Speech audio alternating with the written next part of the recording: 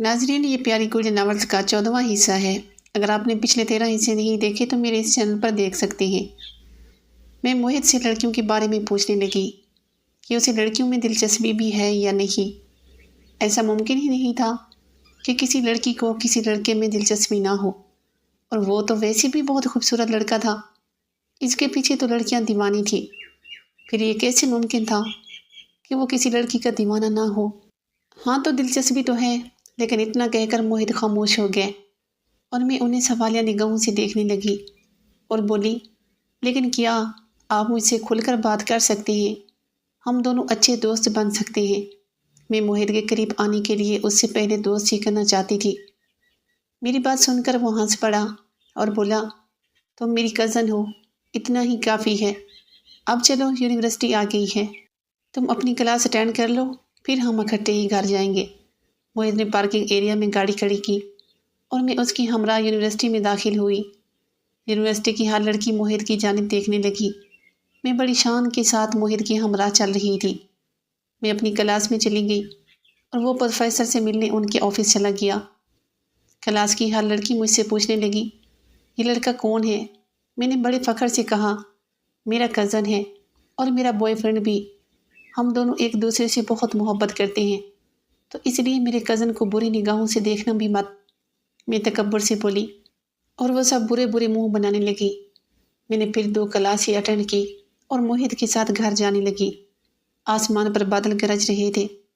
بادل جس طرح گرج رہے تھے، میں ان کے گرجنے کے اندر سے سمجھ گئی کہ آج بہت تیز بارش ہونے والی ہے۔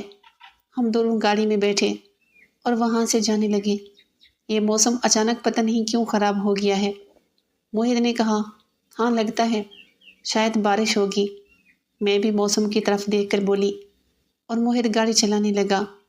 ہم جس طرح سے آئے تھے وہاں سے ہی واپس جانے لگے تو دیکھا سڑک پر ایک بہت بڑا درخت گرا ہوا ہے۔ سب لوگ وہاں سے واپس جا رہے تھے۔ موہت نے بھی گاڑی واپس موڑی۔ میں پریشان ہونے لگی اور بولی، موہت اب ہم گھر واپس جائیں گے؟ تو وہ کہنے لگا، تم فکر مت کرو، ایک اور راستہ بھی ہے، وہیں سے واپس جائیں گے۔ موہت نے کہا اور پھر دوسری سڑک سے جانے لگے۔ موہت نے گاڑی میں ریڈیو لگایا تھا، اس پر رومانی گانا لگا تھا۔ موہت کا سارا دھیان اس گانے کی طرف تھا اور میرا سارا دھیان موہت کی طرف تھا۔ میں نے دوبارہ سے لڑکیوں کا ذکر کیا تاکہ ہم دونوں آپس میں بات چیت کر سکیں۔ تم نے پھر مجھے بتایا نہیں موہت کہ تم نے کبھی گرل فرینڈ کیوں نہیں بنائی؟ تم بار بار مجھ سے ایک ہی سوال پوچھ رہی ہو، تو چلو میں تمہیں بتا دیتا ہوں کہ میں نے کبھی گرل فرینڈ کیوں نہیں بنائی۔ میں نے گرل فرینڈ اس لیے نہیں بنائی کیونکہ لڑکیاں دھوکہ دیتی ہیں، وہ ایک ساتھ کئی لڑکوں سے چکر چلاتی ہیں، بس اسی وجہ سے میں لڑکیوں سے دور رہتا ہوں، موہت نے مجھے بتایا۔ اس کا جواب سن کر میں کچھ لمحوں کے لیے خاموش ہو گئی، کیونکہ میں خود بھی تو یہی کام کرتی تھی۔ ایک ساتھ کئی لڑکوں سے دوستی تو نہیں کی تھی، لیکن اس سے بھیانک کام کیا تھا۔ میں نے اپنے تایا اور چاچا جان کے ساتھ ہی کبڈی کھیلی تھی۔ یہ بات اگر موہت کو معلوم ہو جاتی تو وہ نہ جانے میرے بارے میں کیا سوچتا۔ ہاں تم ٹھیک کہہ رہے ہو، مجھے بھی ایسی لڑکیاں نہیں پسند جو ایک ساتھ کئی لڑکوں کے ساتھ بے وقوف بناتی ہوں۔ میں نے بھی کبھی کوئی بوائے فرینڈ نہیں بنایا، ہمیشہ اکیلے ہی رہی ہوں۔ میں نے مسکراتے ہوئے جھوٹ بولا۔ میرا جھوٹ سن کر موہت مسکرایا اور کہنے لگا، ہاں میں جانتا ہوں تم بہت معصوم لڑکی ہو، اسی لیے تو میں تم سے زیادہ بات چیت کر رہا ہوں، ورنہ میں تو لڑکیوں سے بات تک نہیں کرتا۔ موہت کی نظر مجھ پر تھی کہ اچانک گاڑی ایک دم رک گئی۔ اب پتہ نہیں گاڑی کو کیا ہو گیا، موہت نے کہا اور گاڑی سے اترا۔ میں بھی اس کے ساتھ گاڑی سے اتری۔ ہلکی ہلکی بارش ہو رہی تھی۔ موہت نے گاڑی کا بونٹ کھولا اور چیک کرنا شروع کیا، لیکن اسے کچھ سمجھ میں نہیں آ رہا تھا کہ گاڑی کیوں بند ہوئی ہے۔ مجھے تو کچھ سمجھ میں نہیں آ رہا ہے۔ میں ابو کو کال کرتا ہوں، وہیں آ کر چیک کریں گے اور ہمیں لے بھی جائیں گے، موہت نے کہا اور تایا جان کا نمبر ڈائل کیا۔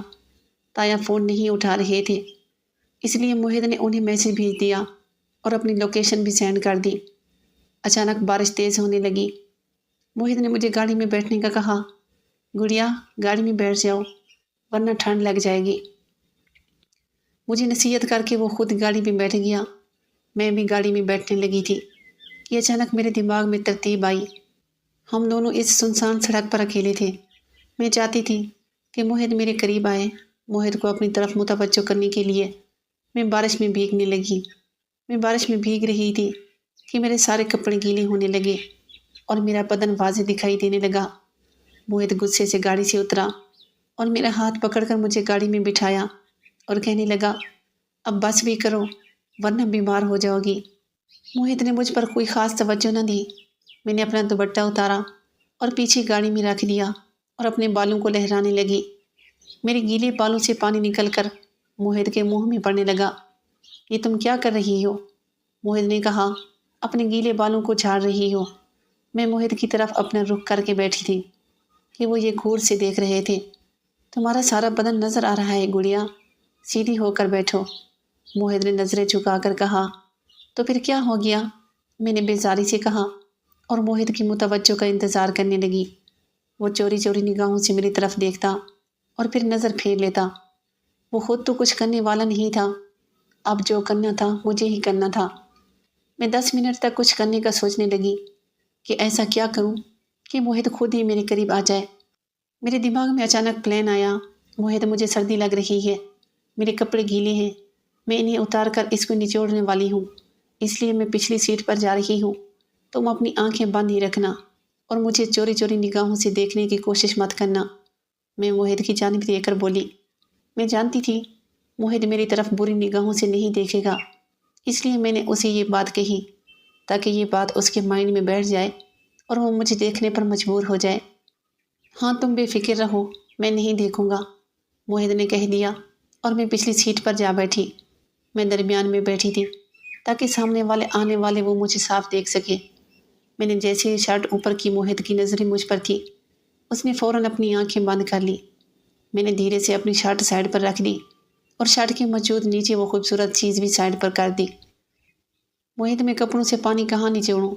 میں نے پوچھا تو وہ کہنے لگا، گاڑی میں ہی نچوڑ دو، میں بعد میں گاڑی صاف کر لوں گا۔ موہد نے کہا۔ میں نے کہا، اچھا ٹھیک ہے، میں ایسا ہی کرتی ہوں، تم اپنی آنکھیں بند رکھنا، کیونکہ میں نے اپنی سب چیزیں سائڈ پر کر دی ہیں۔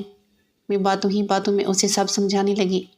مجھے یقین تھا وہ پرجوش ضرور ہوگا، 1 منٹ بعد نہ صحیح تو 5 منٹ بعد صحیح۔ میں خاموش ہو گئی۔ موہد کو لگا شاید میں اپنے کام کر چکی ہوں، اس لیے اس نے اپنی آنکھیں کھولی۔ اس نے جیسے ہی اپنی آنکھیں کھول لی، اس کی نظر میرے دونوں بٹنوں پر پڑی۔ میں دیکھ چکی تھی کہ موہد کی نظریں میرے بٹنوں پر ہیں، اس لیے میں نے اپنے بٹنوں کو ہاتھ میں پکڑ کر اونچا کر دیا اور انہیں صاف کرنے لگی۔ موہد اینے سے سب دیکھ رہا تھا۔ اس کے منہ سے پانی آنے لگا۔ ارے موہد، یہ کیا؟ تم نے تو اپنی آنکھیں کھول رہی ہیں اور مجھے دیکھ بھی لیا ہے، میں گھبراتے ہوئے کہا اور اپنے دونوں ہاتھ اپنے بٹنوں پر رکھ دیے اور رونے لگی۔ مجھے روتا ہوا دیکھ کر وہ شرمندہ ہوا اور فوراً اپنی سیٹ سے اتر کر میرے مقابل میں آ بیٹھا۔ ارے گڑیا، تم رو مت، میری اتفاقاً نظر پڑ گئی تھی، تم نے بھی تو مجھے بتایا نہیں کہ تم نے ابھی تک کچھ اوڑھا نہیں ہے، موہد نے کہا۔ میں نے اپنے دونوں ہاتھ دوبارہ اپنے بٹنوں سے ہٹا دیے اور کہنے لگی، پلیز گاڑی کے سب دروازے اچھے سے لاک کر دو۔ میں نے روتے ہوئے کہا۔ وہ گھبرا سا گیا اور فوراً سارے دروازے کو اندر سے لاک کر دیا۔ گاڑی کے شیشے کالے تھے، کچھ بھی دکھائی دینے والا نہیں تھا۔ ناظرین، اس کہانی کا بقیہ حصہ اگلی ویڈیو میں اپلوڈ کیا جائے گا۔ آپ سے ریکویسٹ ہے کہ چینل کو سبسکرائب کر لیں۔